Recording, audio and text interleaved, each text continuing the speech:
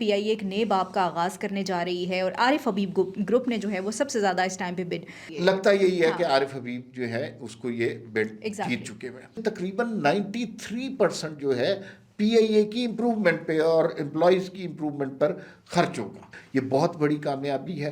اگر پرائیویٹائزیشن کا عمل شروع ہو گیا ہے اب اس کو سپیڈ اپ کرنا. پرائیویٹائزیشن کا سب سے زیادہ فائدہ کوالٹی کی امپروومنٹ میں ہوتا ہے. جو مسافر ہے نا اس کو فائدہ ہوگا اور ظاہر ہے جب پرائیویٹائز کمپنی ہوگی اس کو اپنے پروفٹ سے مطلب ہوگا. کل ہم نے واشنگٹن ٹائمز کو بھی دیکھا, انہوں نے بھی فیلڈ مارشل عاصم منیر کے حوالے سے چیزیں لکھی. آج جو ہے وہ فائنینشیل ٹائمز نے بھی یہی چیز لکھی. دنیا کا رویہ پاکستان کے بارے میں اور انڈیا کے بارے میں تبدیل کب ہوا؟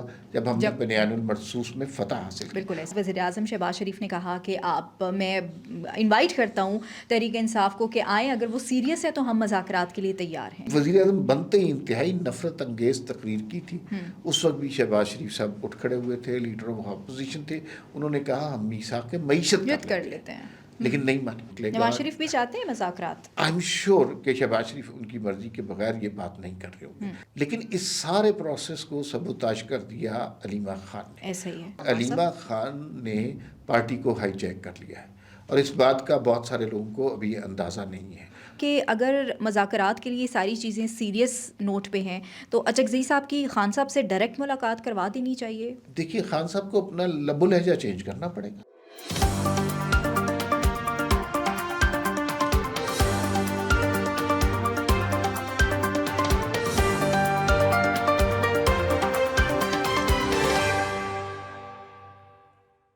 السلام علیکم, میں ہوں آپ کے ساتھ رمشا عارف اور آپ دیکھ رہے ہیں پروگرام وی ٹاک. عمار صاحب میرے ساتھ موجود ہیں. ناظرین, آج پی آئی اے کے حوالے سے ایک بڑا اہم ترین اور تاریخی دن تھا. پی آئی اے کی نجکاری کے حوالے سے ہم نے دیکھا کہ صبح سے ہی بڈنگ کا سلسلہ جو ہے وہ جاری تھا اور اب جو ہے وہ 3 بڑے گروپس جس میں لکی گروپ ہے, ایئر بلو ہے اور عارف حبیب گروپ تھا, اور اب تک جو ہے وہ عارف حبیب گروپ نے سب سے زیادہ بڈنگ کی ہے, یعنی 115 ارب روپے کی. اس حوالے سے بات کریں گے کہ اب جو ہے وہ پی آئی اے کتنی اس میں کیا امپروومنٹ ہوگی, کیا کیا ہو سکتا ہے, اس کو کس طرح سے آپریٹ کیا جائے گا, اس حوالے سے بات ہوگی. اور پھر ایک پاکستان کو آج ایک اور اہم سفارتی کامیابی آپ اس کو کہہ سکتے ہیں کہ ملی ہے. فائنینشیل ٹائمز نے ایک آرٹیکل لکھا ہے اور اس میں آرمی چیف کو کہا ہے کہ خارجہ پالیسی میں بڑا اہم کردار انہوں نے ادا کیا ہے, بڑا مؤثر ان کا کردار رہا ہے. اس حوالے سے بات کریں گے. اور پھر جو ہے ہم نے دیکھا کہ ہم ہمیشہ سے سنتے آ رہے ہیں کہ مذاکرات نہیں ہو رہے. ایک طرف کہا جاتا ہے کہ حکومت سنجیدہ نہیں ہے, دوسری طرف یہ کہا جاتا ہے کہ پی ٹی آئی والے سنجیدہ نہیں ہیں. آج جو ہے وہ وزیر اعظم شہباز شریف نے خود تحریک انصاف کو مذاکرات کی دوبارہ سے دعوت دی ہے, لیکن کل علیمہ خان صاحبہ نے ایک بڑا عجیب سا بیان دیا. انہوں نے کہا جو بھی مذاکرات کی بات کرے گا وہ خان صاحب کے ساتھ کھڑا نہیں ہے, وہ پارٹی کا حصہ نہیں ہے. تو اب کیا لگ رہا ہے کہ مذاکرات جو ہیں وہ ہوں گے یا نہیں ہوں گے, کیونکہ وزیر اعظم نے تو یہ کہہ دیا ہے, لیکن تحریک انصاف اس کو کس طرح سے سوچ رہی ہے. اور محمود خان اچکزئی جو خان صاحب نے ان کو یہ اختیار دیا ہے مذاکرات کا, ان کو ہی سنجیدہ نہیں لیا جا رہا. تو یہ سارا معاملہ کیا ہے, اس تمام تر صورتحال پر آج بات ہوگی. ویلکم ٹو دا شو عمار صاحب. عمار صاحب, سب سے پہلے تو آج جو ہے وہ ہمارا قومی اثاثہ تھا, یعنی پی آئی اے ہم اس کو کہہ سکتے ہیں, ابھی بھی جو ہے وہ ہے, لیکن بڑا ایک اہم ترین اور تاریخی دن ہے. پی آئی اے ایک نئے باب کا آغاز کرنے جا رہی ہے اور عارف حبیب گروپ نے جو ہے وہ سب سے زیادہ اس ٹائم پہ بڈ کیا ہے. تو آپ کیا سمجھتے ہیں کہ یہ کتنی بڑی کامیابی ہے؟ بھائی یہ وہ کام ہے جو دہائیوں پہلے ہو جانا چاہیے تھا. ہم نے اتنا عرصہ پی آئی اے کو چلایا اور اس کا بین تھا خسارہ ہر سال برداشت کیا.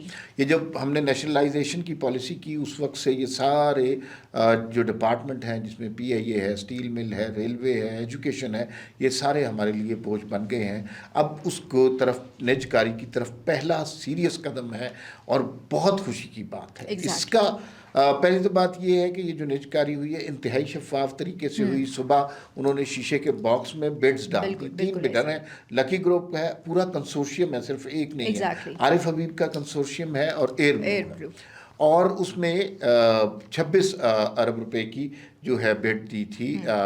ایئر بلو نے 100 ارب کی دی تھی جناب لکی گروپ نے, اور 115 ارب کی دی ہے عارف حبیب نے. یہ بڈنگ کا پہلا پروسیس. اب بڈز کھل گئی ہیں. ابھی بڈرز کے پاس ایک چانس اور ہے کہ وہ اگر اس میں سے کوئی اور زیادہ بڈ کرنا چاہتا ہے. بیسکلی تو مقابلہ اب لکی گروپ اور عارف حبیب کے درمیان ہے نا. اگر وہ 15 ارب روپے کا ڈفرنس میٹ کرنا چاہتے ہیں تو اس سے زیادہ بڈ کر دیں. ڈفرنس زیادہ ہے. یہ لگتا یہی ہے کہ عارف حبیب جو ہے اس کو یہ بڈ جیت چکے ہوئے ہیں. لیکن اس بڈ کی خاص بات یہ ہے کہ یہ 75% حصص جو ہیں وہ پرائیویٹائز کیے گئے, سارے پرائیویٹائز نہیں کیے گئے. دوسری بات یہ کہ یہ جو رقم آ رہی ہے اس میں سے تقریباً 93% جو ہے پی آئی اے کی امپروومنٹ پہ اور امپلائیز کی امپروومنٹ پر خرچ ہوگا. تو وہ جو کہہ رہے تھے نا کہ پرائیویٹائز کر کے تباہ ہو جائے گا سب کچھ, آپ دیکھیے گا کہ پرائیویٹ سیکٹر جب آئے گا تو چیزیں کتنی زیادہ بہتر ہونا شروع ہو جائیں گی. مفتاح اسماعیل ہمارے بہت اچھے دوست ہیں, وزیر خزانہ بھی رہے, وہ کہتے تھے کہ 1 روپے میں بھی پرائیویٹائز ہوتا ہے تو کر دینا چاہیے. ان کا جملہ آج اور وہ صحیح کہتے تھے, صحیح کہتے تھے. اپنے ان کا مطلب محاورتاً تھا کہ اتنا خسارہ ہو رہا ہے کہ اگر آپ کو 1 روپیہ ملتا ہے نا تو خسارہ تو اربوں کا بچ رہا ہے. لیکن اس کے مقابلے میں جو ہے 115 ارب حکومت پاکستان کو مل رہے ہیں. یہ بہت بڑی کامیابی ہے. اگر پرائیویٹائزیشن کا عمل شروع ہو گیا ہے, اب اس کو سپیڈ اپ کرنا چاہیے. اور جتنے سارے ایریاز ہیں نا جس کے اندر سٹیل مل ہے اور ریلوے ہے اور ایجوکیشن ہے, جو کچھ ہے یہ سب پرائیویٹائز کرنا چاہیے. پاکستان کی ترقی کا واحد رستہ پرائیویٹائزیشن میں پہنچتا ہے. اچھا عمار صاحب, اس سے جیسے ہم نے دیکھا کہ مختلف روٹس جیسے یو کے اور یورپین ممالک والی سائڈ پہ بھی یہ ہوں گے, اور آپ نے یہ کہا ڈیفینیٹلی کہ اس میں اب جو ہے وہ, لیکن اس میں ایک چیز بڑی امپورٹنٹ ہوئی, انہوں نے کہا کہ جو امپلائی ہیں ان کو 1 سال تک رکھا جائے گا, کیونکہ موسٹ آف دا ٹائم لوگوں کا یہی کنسرن تھا کہ اتنے سارے ملازمین جائیں گے کہاں پہ. وہ میں دیکھ رہی تھی کہ پیپلز پارٹی کے دور میں 21,000 ملازمین تھے, پھر ہوتے ہوتے تقریباً 9,000 کے قریب جو ہیں وہ ملازمین رہ گئے ہیں. اب ڈیفینیٹلی جب ہم تیاروں مزید ایکسیڈ کریں گے وہ بھی, تو اس میں بھی ملازمتیں پیدا ہوں گی, نئی ملازمتیں, نجکاری, سرمایہ کاری, یہ ساری چیزیں آئیں گی. پھر جی, پرائیویٹائزیشن کا سب سے زیادہ فائدہ کوالٹی کی امپرومنٹ میں ہوتا ہے. جو مسافر ہے نا اس کو فائدہ ہوگا, اور ظاہر ہے جب پرائیویٹائز کمپنی ہوگی اس کو اپنے پروفٹ سے مطلب ہوگا, اس لیے کہ پروفٹ اس کی تجوری میں جائے گا تو وہ زیادہ محنت کرے گا, لوگوں کو بہتر سروس دے گا. پی آئی اے ایسی ایئر لائن تھی جس کی دنیا میں مثالیں دی جاتی تھیں, پھر ایسی ایئر لائن بدترین ایئر لائن بن گئی, تب بھی اس کی دنیا میں مثالیں دی جاتی تھی. تو بہت برا ہم نے اس کے ساتھ کیا, اور اس کی بنیادی وجہ وہ سرکاری بھرتیاں جو ہر دور میں کی, ان کا بوجھ اتنا زیادہ ہو گیا کہ ایئر لائن اس کا بوجھ اٹھا نہیں سکی. اگر یہ بوجھ ہم نہ اٹھاتے, اب یہ سارا سلسلہ ہم پرائیویٹائزیشن کا نہ شروع کرتے, تو اس آرگنائزیشن نے ویسے ہی کلیپس ہو جانا تھا. آج جو نجکاری کے صاحب ہیں محمد علی صاحب, انہوں نے یہ بڑی اچھی بات کی ہے کہ ہم پی آئی اے کو پرائیویٹائز بیچ نہیں رہے, ہم پی آئی اے کو امپروو کر رہے ہیں. یہی پرائیویٹائزیشن کا مقصد ہوتا ہے. بیچنا جو ہے وہ مناسب لفظ نہیں ہے. تو ہمیں بڑی توقع ہے کہ چیزیں اب بہت بہتر ہوں گی پی آئی اے میں. چلیں اللہ کرے کہ یہ. عمار صاحب ایک چیز میں اور پوچھنا چاہوں گی, بیکاز بہت سے لوگ یہ کہتے ہیں کہ ظاہر ہے پی آئی اے کی جو بلڈنگس ہیں ہر جگہ پہ, ان کا کہا جاتا ہے کہ وہ کس کے پاس جائیں گی. تو ابھی میں سن رہی تھی کہ یہ حکومت کے پاس رہیں گی یا جو بڈرز ہیں ان کے پاس ہی جائیں گی. میرے خیال میں 25 اور 75 کی ریشو ہوگی, تو اس کے اندر بیٹھ کے بڈر اور گورنمنٹ آف پاکستان ڈیسائیڈ کر لے گی. لیکن اب بنیادی طور پر حق جو ہے جو 75% خرید رہا ہے اس کا بنتا ہے. چلیں دیکھتے ہیں کہ اب کیا ہوتا ہے مزید. اللہ کرے کہ ایک نئے باب کا آغاز ہوا ہے, یہ اچھا آغاز ہو. ہمارا سب ایک آغاز اور اچھا ہوا ہے. ہم نے دیکھا کہ کل ہم نے واشنگٹن ٹائمز کو بھی دیکھا, انہوں نے بھی فیلڈ مارشل عاصم منیر کے حوالے سے چیزیں لکھی. آج جو ہے وہ فائنینشیل ٹائمز نے بھی یہی چیز لکھی. انہوں نے کہا کہ خطے میں بڑا اہم کردار, بڑا مؤثر کردار ادا کیا ہے انہوں نے. اچھا, جو فائنینشیل ٹائم کی سٹوری ہے وہ کسی بھی ملک کے ہیڈ کے لیے یا کسی بھی چیف آف آرمی اسٹاف کے لیے آتی تو بڑی عزت والی سٹوری ہے. اس میں بنیادی طور پر جہاں فیلڈ مارشل کی شخصیت کے حوالے سے, ان کے کارناموں کے حوالے سے, بین النصوص میں فتح کے حوالے سے بات کی ہے, وہاں انہوں نے کہا ہے کہ جو مڈل لیول کی جو اسٹریٹجک کنٹریز ہیں نا اس کے اندر بیلنس رکھنا بڑا مشکل ہے, اور وہ بیلنس ایک طرح سے چومکھی لڑائی لڑنے کی مترادف ہے, اور جو فیلڈ مارشل ہیں وہ اس کے بہت ایکسپرٹ ہیں. اب دیکھیے پاکستان کے, اور اس کے اندر لکھا ہے, یہ برطانیہ کا اخبار ہے, اس میں لکھا ہے کہ جو پاکستان کے اور چائنا کے تعلقات, پاکستان کے اور امریکہ کے تعلقات، پاکستان اور افغانستان، پاکستان اور سعودی عرب اور بہت سارے ممالک کے ساتھ جو تعلقات ہیں اس کے اندر بیلنس، اس کے اندر ہم آہنگی، اس کے اندر پاکستان کے مفادات کو سامنے رکھنا. اور بعض جگہ جیسے امریکہ اور چائنا یہ کانفلکٹ بھی کرتے ہیں نا، ان کے مفادات اور ہیں، پاکستان چائنا کے مفادات کچھ اور ہیں، تو اس کانفلکٹ میں ایک بہتر ریزولوشن جو پاکستان کے لیے ہو سکا ہے اس کی بے انتہا کیپیسٹی فیلڈ مارشل میں ہے، اور اس کا مظاہرہ انہوں نے ماضی میں بھی کیا اور آئندہ بھی ان سے فارن پالیسی کے ایشو پر اس طرح کی توقع کی جا رہی ہے. بہترین ملٹری ڈپلومیسی کی وجہ سے آپ یہ کہہ سکتے ہیں ہم کہ جو ہے نا یہ آرمی چیف کے حوالے سے جو انہوں نے لکھا ہے صحیح بات لکھی ہے، یعنی کہ واشنگٹن سے بیجنگ تک انہوں نے بیلنس کریٹ کیا. اچھا عمار صاحب، اس سے انڈیا کو ڈیفینیٹلی کھلبلی مچی ہوگی، اور انڈیا آج انہوں نے اپنے اس رپورٹ میں لکھا بھی انڈیا کے حوالے سے کہ بس وہ اب ختم ہو چکا، وہ جو بیلنس انڈیا کریٹ کرتا تھا یا ایک پریشر کریٹ کرنے کی کوشش کرتا تھا، اب وہ ختم ہو چکی چیزیں. اس کی بنیادی وجہ ہماری سفارتی سطح پر جتنی کامیابیاں ہیں اس میں تسلیم کرنا چاہیے اس کے پیچھے بنیادی طور پر ہماری عسکری کامیابی ہے. دنیا کا رویہ پاکستان کے بارے میں اور انڈیا کے بارے میں تبدیل کب ہوا؟ جب ہم نے بنیان المرصوص میں فتح حاصل کی. اس فتح کے بعد لوگوں کو پتہ چلا کہ جو بھارت اپنے آپ کو اس خطے کا چودھری یا اس خطے کا لیڈر کہتا تھا یا سپر پاور کہتا تھا ایشیا کی، وہ سپر پاور نہیں ہے. اصل پاور تو پھر پاکستان کے پاس ہے. اور اس وقت سے آپ نے دیکھا کہ بھارت کو چاہے وہ انڈر 19 کا میدان ہو، چاہے کوئی بین الاقوامی فورم ہو، ہزیمت اور تضحیک ان کا مقدر بن گئی ہے، اور پاکستان کے حصے میں عزت، وقار اور تکریم آ رہی ہے. بالکل برے وقت بھارت کے شروع ہو چکے ہوئے ہیں اور اب یہ اسی طرح سے رہے گا. اچھا عمار صاحب، دوسری طرف جو ہے وہ آج وزیر اعظم شہباز شریف نے کہا کہ میں انوائٹ کرتا ہوں تحریک انصاف کو کہ آئیں، اگر وہ سیریس ہے تو ہم مذاکرات کے لیے تیار ہیں.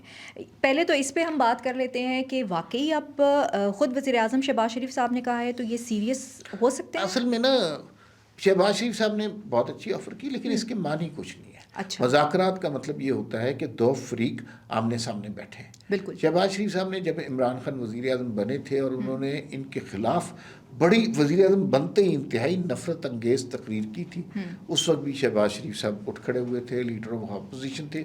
انہوں نے کہا ہم میثاق معیشت کر لیتے ہیں، لیکن نہیں مانی. اس کے بعد سے 1000 مواقع ایسے آ چکے ہیں جب شہباز شریف صاحب مذاکرات کی پیشکش کر چکے ہیں. آپ کو شاید یہ بات کا علم نہ ہو، مسلم لیگ نون کے اندر بہت سارے لوگ ہیں جو شہباز شریف صاحب سے ناراض ہیں کہ وہ آپ سے بات نہیں کرنا چاہ رہا، وہ آپ کو گالیاں دے رہا ہے، اور آپ ہر دفعہ اس کو مذاکرات کا کہہ دیتے ہیں. لیکن شہباز شریف کا خیال ہے کہ معاملات کا حل مذاکرات سے ہی نکلے گا. نواز شریف بھی چاہتے ہیں مذاکرات. آئی ایم شیور کہ شہباز شریف ان کی مرضی کے بغیر یہ بات نہیں کر رہے ہوں گے. لیکن مذاکرات کیسے کریں جبکہ دوسری پارٹی مذاکرات کرنے کو تیار ہی نہیں ہے.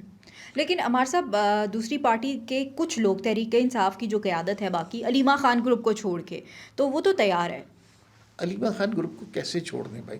دیکھیے بیرسٹر گوہر کہہ رہے ہیں مذاکرات ہونے چاہیے، محمود خان اچکزئی کہہ رہے ہیں مذاکرات ہونے چاہیے، مصطفیٰ نواز کھوکر وہ کہہ رہے ہیں کہ مذاکرات ہونے چاہیے. اس دوسری جانب دیکھیں رانا ثناء اللہ نے کہا، طارق فضل چودھری نے کہا، شہباز شریف نے کہا، یہ سارے مذاکرات پر کہہ رہے ہیں. بیرسٹر گوہر کی وہ ویڈیو بھی اویلیبل ہے جب وہ کہتے تھے کہ عمران خان نے مجھے اپنی ہینڈ رائٹنگ سے لکھ کر دیا ہے کہ مذاکرات کر لیں، محمود اچکزئی اس کو لیڈ کریں گے جیسے مرضی لیڈ کر رہے ہیں.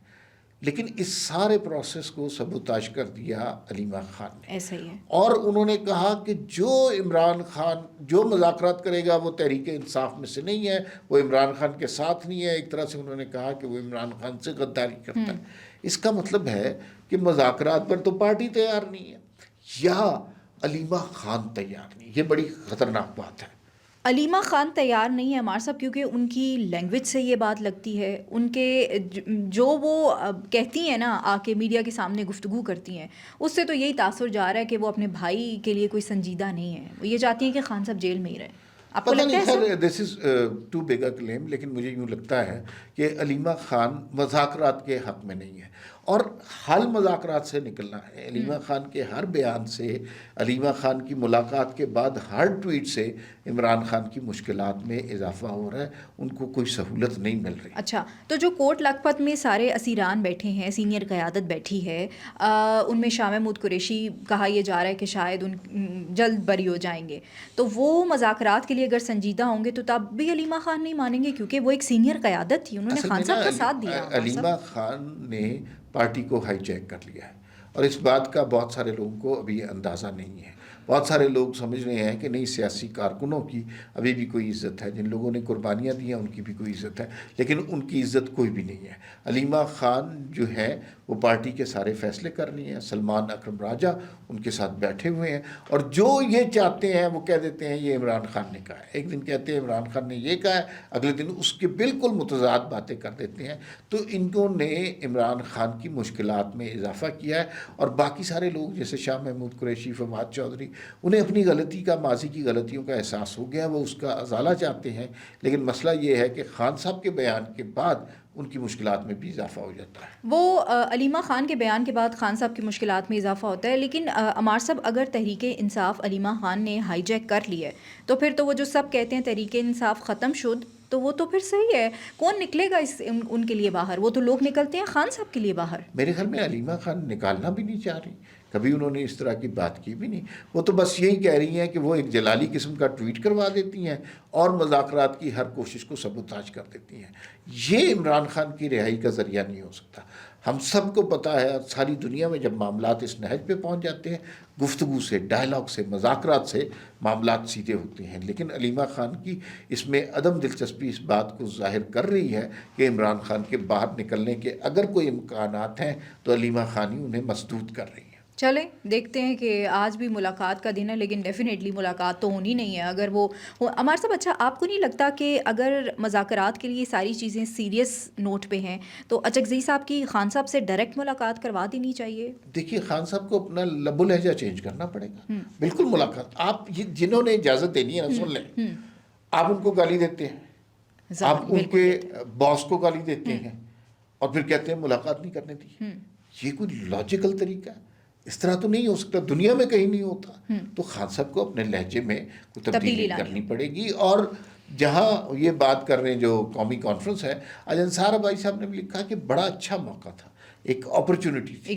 لیکن اس اپرچونٹی کو ضائع کر دیا گیا ہے، اور مجھے نہیں لگتا کہ اس سارے پروسیس کا کوئی مستقبل ہے. چلیں دیکھتے ہیں، معافی مانگیں گے، لہجہ نرم کریں گے تو ہی کوئی بات بن سکتی ہے، ادروائز نہیں بن سکتی. بہت شکریہ عمار صاحب وقت دینے کے لیے. ناظرین، مجھے اور عمار صاحب کو اجازت دیجیے. اللہ نگہبان. پاکستان زندہ باد.